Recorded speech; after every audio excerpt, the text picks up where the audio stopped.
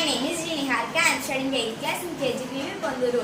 మేము Amazon future ఇంజనీరింగ్లో చాలా విషయాలు నేర్చుకున్నాం. అవి ఏంటో ఇప్పుడు మీతో నేను చెప్పబోతున్నాను.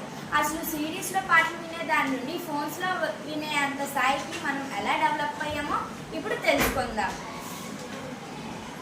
దీనికి కారణం క్లౌడ్ కంప్యూటర్. అసలు ముందుగా మనం కంప్యూటర్ అంటే ఏంటి అని తెలుసుకుందాం.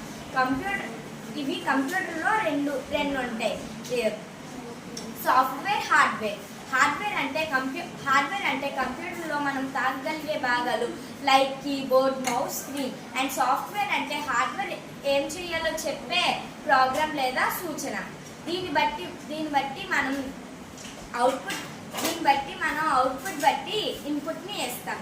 సిడీస్ అనేవి ఒక type of hardware. Data storage and server.